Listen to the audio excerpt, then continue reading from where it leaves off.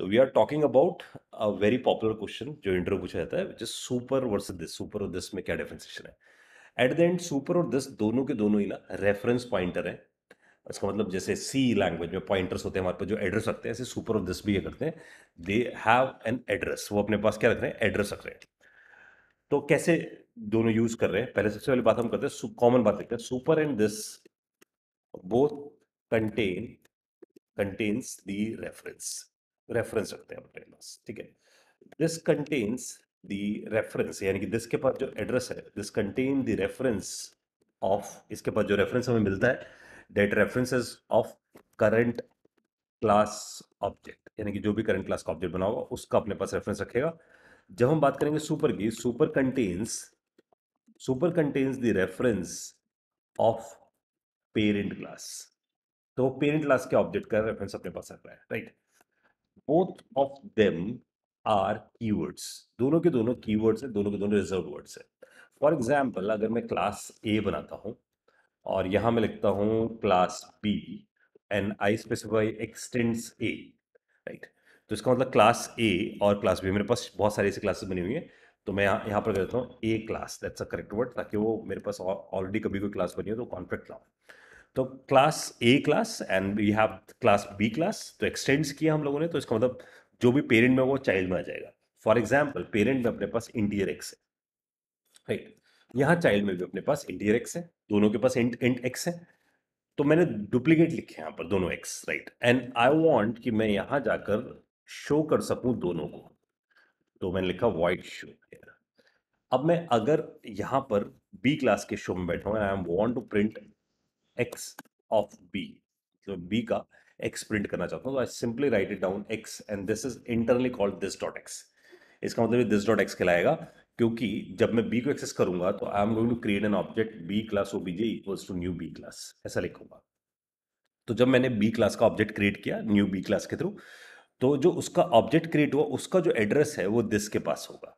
क्यों होगा? बहुत सिंपल है। अगर मैं ओबीजे डॉट शो लिखूंगा तो इसका मतलब मैं उस ऑब्जेक्ट के थ्रू इसे कॉल लगा रहा हूं। So we can think about कि जब हम लोगों ने ये लाइन लिखी है न्यू बी क्लास, तो एक ऑब्जेक्ट क्रिएट हुआ मेमोरी में, मेमोरी यानी कि हीप में। तो हमारे पास हीप है जहां पर हमारे पास ऑब्जेक्ट स्टोर होते हैं, तो we have this heap and inside this heap अपने पास बी क्लास का ऑब्जेक्ट क्रिएट हुआ।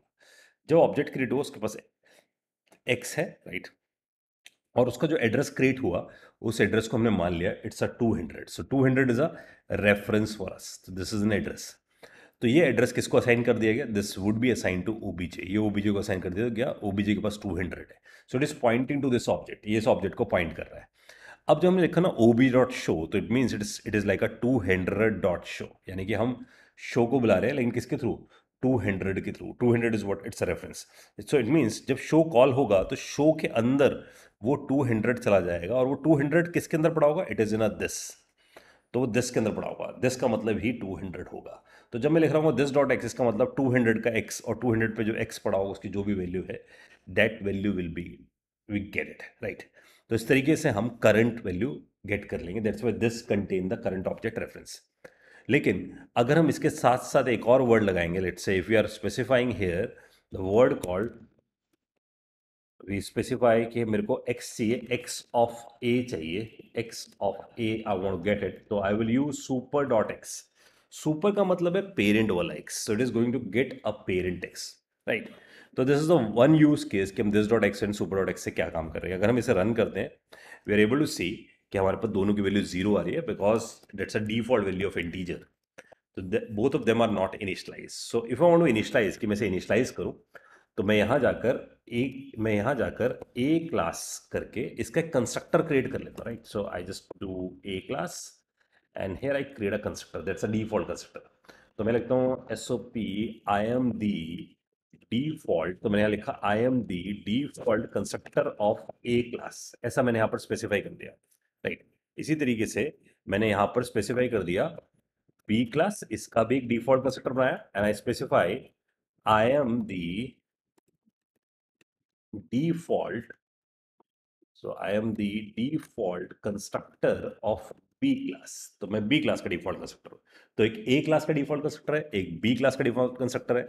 अब जब हम ऑब्जेक्ट बनाते हैं तो वी नो कि हमने B क्लास के कंस्ट्रक्टर कॉल लगाया, तो this will be gate called. अगर ये कॉल होगा तो वी नो कि हमारे पास वो पेरेंट के कंस्ट्रक्टर भी कॉल करेगा ताकि वो इनिशियलाइजेशन कर सके। फॉर एग्जाम्पल आई वांट कि इस इधर x की वैल्यू 10 सेट कर दो और इधर x की वैल्यू सेट कर दो x equals to x super dot X plus 20। इसका मतलब 10 यहां से रिट्रीव करो सुपर डॉट एक्स के थ्रू एंड देन 20 उसमें सम अप करो, सो इट इज बिकम 30। तो इस वाले x की वैल्यू यानी कि इस वाले x की value it is become 30, right. तो अब मैं चाहता हूं कि जब ये चलेगा चाइल्ड का कंस्ट्रक्टर तो it is going to call a parent constructor. तो by default there is a implicit call which is super. इसका मतलब मैं इसे लिखूं नहीं लिखूं, मैं कमेंट में लिख रहा हूं इसलिए। So if I specify super and then call, so it means we are calling parent class default constructor. तो हम पेरेंट क्लास के डिफॉल्ट कंस्ट्रक्टर को कॉल लगा रहे हैं। This is the another use case of super. तो super के through member भी एक्सेस कर पा रहे हैं और सुपर के through we are able to access the constructor. But ये जो हम लिख रहे हैं पेरेंट क्लास डिफॉल्ट कंस्ट्रक्टर, जो कि डिफॉल्ट कंस्ट्रक्टर कॉल है, इसे हम बोलते हैं usually guys implicit constructor call. Implicit constructor call इसका मतलब अपने आप होती है, हमें करने की नीड नहीं है, इसलिए मैंने इसे कमेंट में लिख के दिखाया। But this is another use case and we are able to see ये दोनों कॉल हुए एंड वी गेट दिस 30, हमें 30 मिलता है और x की वैल्यू यहाँ पर 10 मिलती है हमें, राइट। बट व्हाट इफ अगर हमारे पास जो कंस्ट्रक्टर है वो पैरामीटराइज्ड है।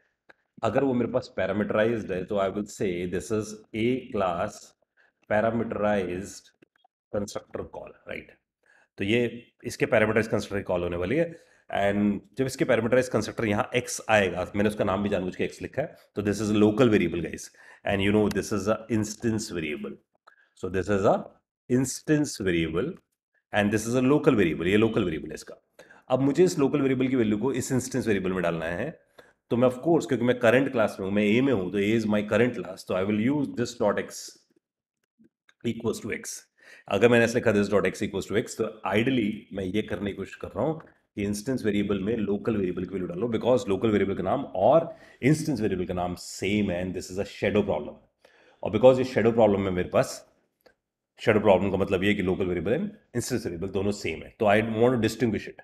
उसे डिस्टिंग्विश करने के लिए I simply specify this dot X, तो मैं दिस डॉट एक्स से इसे डिस्टिंग्विश कर दूंगा, राइट। अब अगर डिस्टिंग्विश हो गया तो इसका ऑफ कोर्स मेरे पास यहाँ पर एक्स की वैल्यू आ गई होगी। अब सिमिलर वे में आई वांट कि मैं या तो डिफॉल्ट से कॉल लगा दूं या फिर I will specify B class, यहाँ पर इसका कंस्ट्रक्टर बना दूं, इधर भी एक्स ले लेता हूँ, इसके एक्स में भी यही सेट कर देता हूँ क्योंकि यहाँ पर जो दिस होगा वो इसको एक्सेस कर लेगा, तो ये भी अपने लोकल वेरिएबल की वैल्यू इंस्टेंस वेरिएबल में डाल देगा। But this time I want कि यहाँ सुपर डॉट एक्स भी किया जाए ताकि मैं पेरेंट की वैल्यू भी लेकर आ सकूँ। तो आई वांट कि पेरेंट की वैल्यू मुझे मिले। अब पेरेंट की वैल्यू एक्सेस करने के लिए अगर मैं कुछ नहीं लिखूंगा तो आप जानते हैं कि हम सुपर कॉल लगा रहे हैं, यानी कि this is a default constructor call, by default यही है ना। लेकिन अगर मैं एक्सप्लिसिट कॉल लगाना चाहता हूँ, एक्सप्लिसिट कॉल का मतलब मैं डिफॉल्ट को कॉल नहीं करना चाहता, that's why I want to do explicit super constructor call, है ना। अगर मैं ऐसा करना चाहता हूं तो मैं यूज करूंगा super and then I specify the value of x.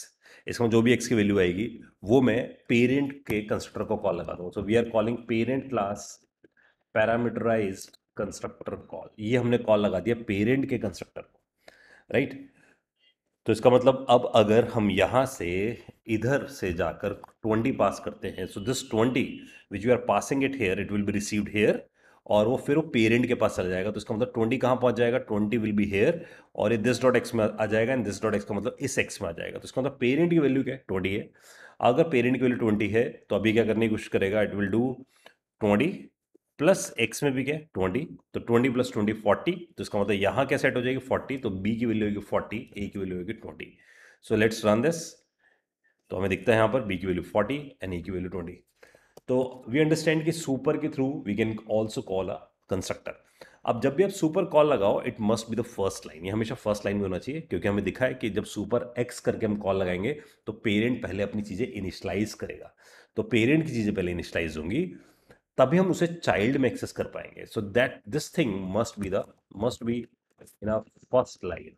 तो constructor call is must be in a first line. If you try to do this thing, अगर मैं यहाँ से इसे कट करके यहाँ लिखने की कोशिश करूँ, it is giving an error and this is the same error, it is saying कि must be the first statement. इसलिए हमें इसे यहाँ लिखना पड़ेगा और इस लाइन को यहाँ से हटा देते हैं, right, then the error will be gone. Of course अगर मेरे पास पेरेंट में कोई मेथड भी हो, लेट्स से मेरे पास अगर पेरेंट में कोई शो नाम से मेथड हो, सिमिलर मेथड जो मेरे पास चाइल्ड में भी है लाइक वाइट शो, तो यहाँ पर अगर मेरे पास पेरेंट में भी सेम सिग्नेचर का मेथड है, ए क्लास शो है सपोज मेरे पास, और यहां पर भी शो है, so this is consider as an overriding, क्योंकि मैंने सेम सिग्नेचर पे मेथड्स को लिखा है, तो it is an overriding. And when ever you do overriding, जब भी आप ओवरराइड करते हो तो पेरेंट वाला फीचर हाइड हो जाता है। So when you do overriding, parent feature will be hidden, right? It means अब अगर मैं शो को कॉल लगा रहा हूं तो this show is only will be get call, है ना? ये वाला शो नहीं चलेगा। Which one? This one, A class वाला नहीं चलने वाला। तो अगर सपोज अगर सम हाउ अगर मैं इसको कमेंट आउट कर दूं, तो because it's not overridden और बिकॉज इनहेरिट हुआ है, तो ये वाला शो नीचे पहुंच जाएगा and it will be accessible. Because वो इनहेरिट हो रहा है तो it is accessible from the child as well as, so you are able to see A class show चल रहा है। लेकिन अगर मैं इसे ओवरराइड कर देता हूं, तो ओवरराइडिंग क्या करता है? पेरेंट वाला फीचर हाइड कर देता है। तो you are able to see parent वाला मेथड हट गया है, सिर्फ चाइल्ड वाला ही दिख रहा है मुझे। तो यूजली व्हाट विल डू, हम इस केस में क्या करते हैं, अगर हम चाहते हैं कि जब ओवरराइड हो पेरेंट वाला फीचर गायब हो जाएगा, उसे भी चलाना है, तो you will do super dot show hair. तो आप यहां जाकर सुपर डॉट शो करो। And when you do super dot show hair, तो इसका मतलब आप पेरेंट वाले मेथड को कॉल लगा रहे हो, तो you are calling parent show, right? तो इसका मतलब पहले चाइल्ड का शो कॉल होगा, वहां से पेरेंट का शो कॉल होगा। So this is the another use case जब ओवरराइड करो आप, and parent method will be get hidden because of overriding, so you can call it by using a super. और आप उसे सुपर से call लगा कर रखते हो, and you are able to see A class show भी आ रहा है और ये वाला भी चल रहा है show, right? So these are the possible use case guys, जहां पर हम यूज कर सकते हैं सुपर को। So we understand super and this